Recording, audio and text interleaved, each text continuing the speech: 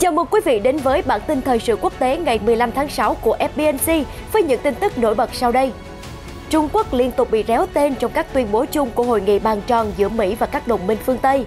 Hết G7 tố cáo Bắc Kinh vi phạm nhân quyền, đến phiên NATO nói Trung Quốc đang thách thức. Tổng thư ký NATO ra thông điệp đã đến lúc NATO trang bị vũ khí hạt nhân. Trong lúc đó, Trung Quốc lại đang tập trung nâng cấp khí tài. Mới nhất, Bắc Kinh đã tung tàu khu trục tên lửa dẫn đường thế hệ mới tập trận trên Biển Đông. Chưa dừng lại ở đó, Trung Quốc còn dùng AI trong huấn luyện chiến đấu và tham vọng chế tạo chiến cơ AI. Cũng liên quan đến cuộc đua vũ khí quân sự, Hải quân Iran tự tin trình làng tàu khu trục và quét mình tự sản xuất. Những thông tin đáng chú ý khác, Tổng thống Nga sẵn sàng thỏa hiệp trao đổi tù nhân với Mỹ. Ông Biden lại lỡ miệng nói hớ tại hội nghị thượng đỉnh G7. Phát hiện cá thể cá ngựa gai quý hiếm đã dần biến mất vì môi trường sống bị hủy hoại. Những diễn biến mới nhất trên toàn cầu ngày 15 tháng 6 sẽ được cập nhật ngay sau đây.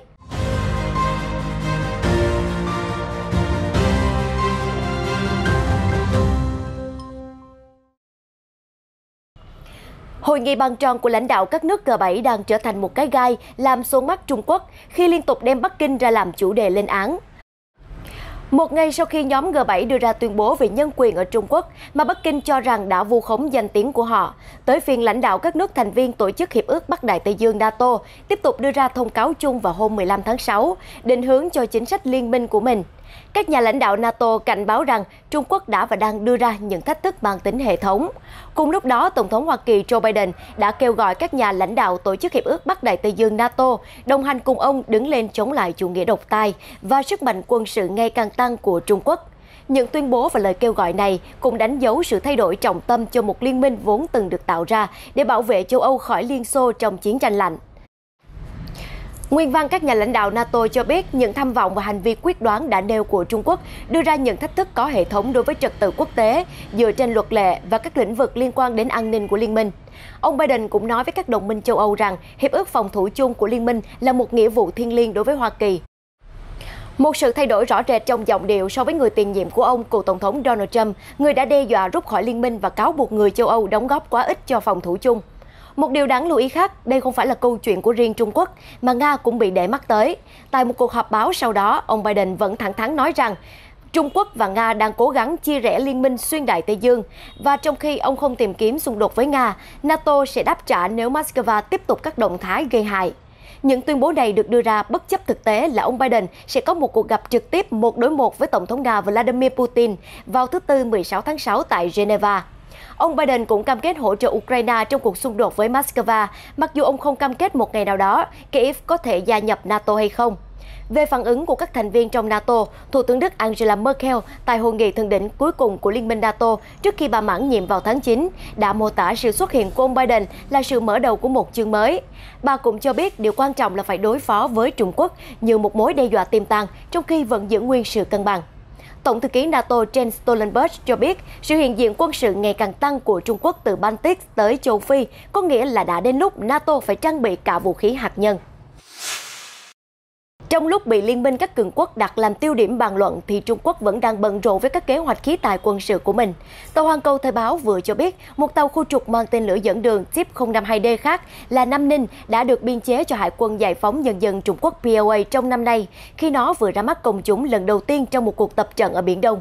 Các tàu chiến thuộc một đội tàu khu trục của Hải quân thuộc Bộ Tư lệnh Quân khu phía Nam của PLA gần đây đã tổ chức một cuộc diễn tập thực chiến kéo dài 4 ngày tại các vùng biển ở Biển Đông, thực hành các bài diễn tập bao gồm bổ sung trên biển.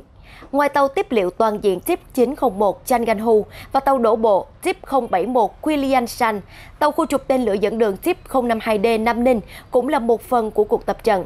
Một bức ảnh được công bố cùng với báo cáo trên một trang web tiếng Anh của POA đã đưa tin vào Chủ nhật vừa rồi cho thấy. Đây là lần đầu tiên người ta thấy Nam Ninh tham gia một cuộc tập trận trong một báo cáo chính thức, cho thấy rằng tàu chiến đã được đưa vào biên chế hải quân của Bộ Tư lệnh Quân khu phía Nam của POA. Đánh giá qua bức ảnh, Nam Ninh là một biến thể nâng cấp của TIP 052D với sàn đáp máy bay trực thăng mở rộng và một radar chống tàng hình mới. Trung Quốc đã đóng 3 lô hàng tàu khu trục TIP 052D. Trong khi hai chiếc đầu tiên chỉ khác một chút về ngoại hình, các con tàu từ lô thứ 3 bắt đầu ghi nhận có biến thể nâng cấp. Tờ Hoàn Cầu Thời báo dẫn lời một chuyên gia quân sự Trung Quốc nhận định, tham gia cuộc tập trận lần này cho thấy Nam Ninh đang đạt được khả năng chiến đấu với tốc độ nhanh chóng. Sau khi có được khả năng tác chiến, Nam Ninh ở Biển Đông sẽ đóng một vai trò quan trọng trong việc bảo vệ toàn vẹn lãnh thổ, chủ quyền quốc gia và các lợi ích phát triển của Trung Quốc. Chuyên gia này nói, các Nam Ninh dường như là chiếc thứ ba thuộc loại 052D đã được Hải quân POA đưa vào hoạt động trong năm 2021 sau Tô Châu và Hoài Nam. Hải quân POA cũng đã đưa vào biên chế các tàu khu trục lớp Tip 055 thứ hai và thứ ba vào năm 2021, đó là Lhasa và Dalian. Vào tháng 8 năm 2020, Trung Quốc đã hòa thủy tàu khu trục Tip 052D thứ 25 và tàu khu trục lớp thứ 8 Tip 055. Báo cáo cho biết nhiều chiếc vẫn đang được trang bị hoặc đang trong giai đoạn thử nghiệm trên biển và chưa được đưa vào vận hành. Theo các nhà quan sát, công việc trang bị sau khi hạ thủy thường mất từ 1 đến 2 năm, có nghĩa là Hải quân POA vẫn có thể đưa vào biên chế thêm các tàu khu trục Tip 052D và Tip 055 trong năm nay. Chưa dừng lại ở các tàu chiến khủng, lực lượng không quân giải phóng nhân dân Trung Quốc POA còn bắt đầu triển khai trí tuệ nhân tạo AI làm đối thủ mô phỏng trong quá trình huấn luyện chiến đấu trên không của phi đội. Để phi công không chỉ có thể trau dồi kỹ năng ra quyết định và chiến đấu chống lại máy tính tính toán nhanh, mà còn cả AI cũng có thể học hỏi từ mỗi lần tham gia. Và theo báo cáo, AI đã nhiều lần đánh bại đối thủ con người. Các nhà quan sát nhận định, ngoài việc đào tạo phi công một cách hiệu quả, AI được cho là sẽ trở thành một phần không thể thiếu trong các máy bay chiến đấu trong tương lai của Trung Quốc để hỗ trợ các phi công đưa ra quyết định chiến đấu. Một lữ đoàn hàng không trực thuộc lực lượng không quân chỉ huy quân khu trung tâm POA đã tổ chức một cuộc huấn luyện mô phỏng vào đầu mùa hè. Trong đó, Van Gyoyu, một trưởng nhóm của lữ đoàn và là nhà vô địch trong một cuộc tập trận đối đầu trước đó, đã bị bắn hạ trong một trận không chiến giả định chống lại một máy bay AI trong một mô phỏng. Tờ Hoàn Cầu Thời báo trích dẫn tuyên bố của chỉ huy lữ đoàn cho thấy AI đã thể hiện kỹ năng điều khiển chuyến bay lão luyện và các quyết định chiến thuật, khiến nó trở thành một đối thủ đáng giá để trau dồi khả năng của các phi công. POA Daily cho biết việc huấn luyện mô phỏng có thể nâng cao hiệu quả huấn luyện, tiết kiệm chi phí và giảm rủi ro khi bay. Và với sự phát triển nhanh chóng của công nghệ, nó đã trở thành mục tiêu chung của các cường quốc quân sự trên thế giới nhằm tận dụng các hoạt động huấn luyện mô phỏng. Tờ POA Daily nhận định một khi ứng dụng AI vào huấn luyện chiến đấu, buộc các phi công phải phát triển ngày càng nhiều chiến thuật sáng tạo và đột phá để giành chiến thắng trong các cuộc tập trận mô phỏng này. AI không chỉ có thể giúp phi công cải thiện trong đào tạo mà còn được tích hợp vào máy bay chiến đấu và hỗ trợ phi công trong chiến đấu, chẳng hạn như hỗ trợ tính toán các phương án chiến thuật tốt nhất để phi công lựa chọn bằng cách xem xét toàn bộ tình huống chiến trường. Đây cũng là tham vọng sắp tới của Trung Quốc đã nhiều lần được nêu ra trong các báo cáo. Theo đó, máy bay chiến đấu tàng hình J-20 thế hệ tiếp theo của Trung Quốc có thể trang bị AI, một lĩnh vực quan trọng giúp phi công xử lý thông tin rộng lớn và đưa ra quyết định trong môi trường chiến trường phức tạp. Cũng liên quan đến câu chuyện nâng cấp khí tài, theo Sputnik News, Tehran đã nâng cấp ngành công nghiệp quốc phòng trong nước vài năm qua, kể từ khi quốc gia này chấm dứt việc buôn bán vũ khí quân sự với nước ngoài do lệnh cấm từ Liên Hiệp Quốc. Mặc dù lệnh cấm đã hết hạn vào năm ngoái, nhưng Iran cho biết họ không có ý định dừng quá trình nâng cấp vũ khí trang bị trong nước. Hải quân Iran đã chào đón lực lượng tăng viện mới, điều khiển một tàu khu trục nhỏ tên là Dena và một tàu quét mình tên là Shahin. Việc chuyển giao các tàu chiến mới được sản xuất cho Hải quân theo lệnh của Tổng thống Iran Hassan Rouhani và được giám sát bởi các chỉ huy quân sự hàng đầu của nước này vào ngày 14 tháng 6. Dena và Shahin gia nhập hạm đội đóng tại thành phố cảng Bandar Abbas ở miền nam Iran. Dena là khinh hạm lớp Mujr thứ tư mà Iran đóng tại quê nhà. 3 tàu khác được đưa vào hoạt động từ năm 2010 đến năm 2018. Các tàu lớp Mujr có thể đảm nhiệm nhiều vai trò khác nhau vì chúng được trang bị vũ khí có khả năng tấn công các mục tiêu trên không, trên mặt đất và trên biển. Ngoài ra, Dena có một bãi đáp trực thăng trên bon của nó. Các tàu này cũng được chuẩn bị cho các chuyến hành trình dài trên các đại dương, giúp Iran có thể sử dụng chúng trong các nhiệm vụ tuần tra quốc tế. Một trong những tàu lớp Mujr của Iran, Shahan, hiện đang đi qua Đại Tây Dương. Nhiệm vụ của nó vẫn chưa được biết, nhưng một số hãng truyền thông đưa tin rằng Mỹ lo ngại tàu Shahan và một tàu khác đi cùng nó đang chở vũ khí cho Venezuela. Tàu quét mình Shahin cũng là kết quả của quá trình nghiên cứu sâu rộng của ngành công nghiệp quốc phòng Iran. Con tàu được lắp các thiết bị hiện đại cho phép nó phát hiện và vô hiệu hóa các loại thủy lôi của Hải quân ở khoảng cách rất xa. Có thể nói lệnh cấm mua bán vũ khí từ nước ngoài của Liên Hiệp Quốc lên Iran là một cái khó với nước này, nhưng lại giúp cho Tehran có một bước nhảy vọt đáng kể trong việc phát triển ngành công nghiệp quốc phòng trong nước. Trước thềm cuộc họp thượng đỉnh với Mỹ, Tổng thống Vladimir Putin vừa cho biết trong một cuộc phỏng vấn với NBC rằng Nga đã sẵn sàng xem xét vấn đề hoãn đổi tù nhân với Mỹ. Ông Putin lưu ý rằng nhiều công dân Nga đang ở trong các nhà tù của Mỹ hơn là công dân Mỹ ở nhà tù của Nga. Tôi biết rằng chúng tôi có một số công dân Hoa Kỳ đang ở tù, bị kết án, bị kết tội. Nhưng nếu xem xét số lượng công dân Liên bang Nga đang ở trong các nhà tù của Hoa Kỳ, thì những con số này thậm chí không thể so sánh được. Trong một diễn biến đáng chú ý bên lề các tuyên bố chung quan trọng của Hội nghị Thượng đỉnh G7 vào hôm Chủ nhật 13 tháng 6 theo giờ địa phương, tờ Daily Mail vừa tiết lộ Tổng thống Joe Biden lại có những giây phút gây hoang mang dư luận khi liên tục nhầm lẫn Syria với Libya trong lúc thảo luận về cách thức làm việc với Nga.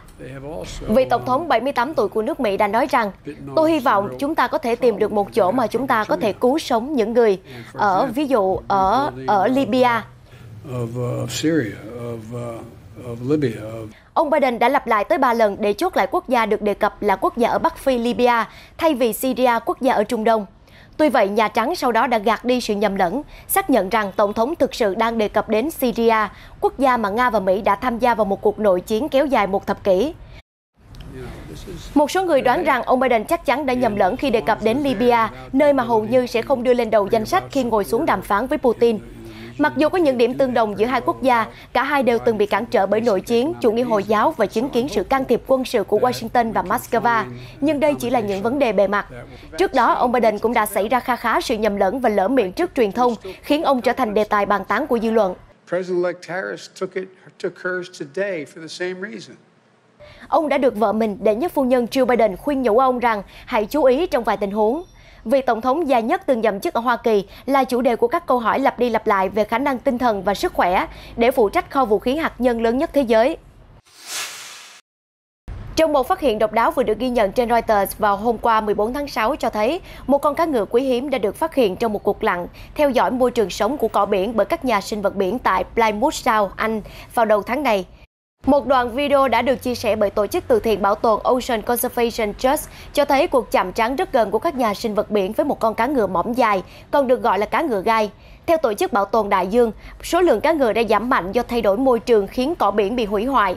Cũng theo tổ chức này, cỏ biển là môi trường sống cần thiết cho các loài sinh vật biển. Tạm gác lại những ồn ào chính trị, hãy kết thúc bản tin hôm nay bằng một thông điệp tuyệt vời được truyền đi bởi các nghệ sĩ đặc biệt từ khắp nơi trên thế giới. Những người vượt qua nghịch cảnh của chính bản thân mình đã hợp lực trong bản thu âm mới của bài hát những năm 1990, You Gotta Be. Vũ công khiếm thính người Anh Chris Fonseca và nhạc sĩ người Brazil Jonathan Bartos, người đang mang một phần cánh tay giả, nằm trong số 13 người đóng góp cho ca khúc, được phát hành vào thứ Hai 14 tháng 6. Video âm nhạc được ghi lại như một phần của lễ hội True Colors, tôn vinh sự đa dạng và hòa nhập thông qua các sự kiện biểu diễn nghệ thuật. Vũ công Fonseca, người nhảy bằng cách cảm nhận những rung động của âm nhạc mà Fonseca không thể nghe thấy, nói với Reuters thông qua một phiên dịch viên ngôn ngữ ký hiệu rằng tất cả chúng tôi đều có chung nỗi đau vô hình trong cuộc sống. Thế nhưng nhờ nghệ thuật, mọi người thấy rằng chúng tôi là người bình thường và nếu có cơ hội, chúng tôi cũng có thể làm được những điều đáng kinh ngạc. Những người đóng góp khác bao gồm ca sĩ khiếm thính người Mỹ Mandy Harvey, nhạc sĩ được đề cử giải Grammy Ron Midden và vũ công xe lăn Nhật Bản Kenta Kambara. Video cho thấy các nghệ sĩ biểu diễn bài hát, sau đó sẽ chia sẻ về cuộc sống hàng ngày của họ. Tôi nghĩ rằng bài hát hoàn hảo và thông điệp cũng hoàn hảo. Và đó không phải là về những khuyết tật, mà là về khả năng mà chúng tôi có theo những cách khác nhau. Vì vậy, video này, đó là một giấc mơ trở thành hiện thực đối với tôi. Tôi hy vọng mọi người có thể nhìn vào video và nghĩ, wow, tôi có một cuộc sống tuyệt vời rất nhiều đó chứ. Rõ ràng đây là những người gặp nhiều vấn đề, nhưng họ đang hát, chơi piano, hoặc guitar, hoặc trống. Vì vậy, tôi có thể làm được, tôi có thể đạt được mục tiêu của mình, tôi có thể hạnh phúc, tôi có thể là một người sẽ tạo ra sự khác biệt trên thế giới. Những thông tin vừa rồi cũng đã kết thúc bản tin thời sự quốc tế hôm nay. Cảm ơn quý khán giả đã theo dõi. Hẹn gặp lại quý vị trong những chương trình tiếp theo được phát sóng trên kênh FBNC.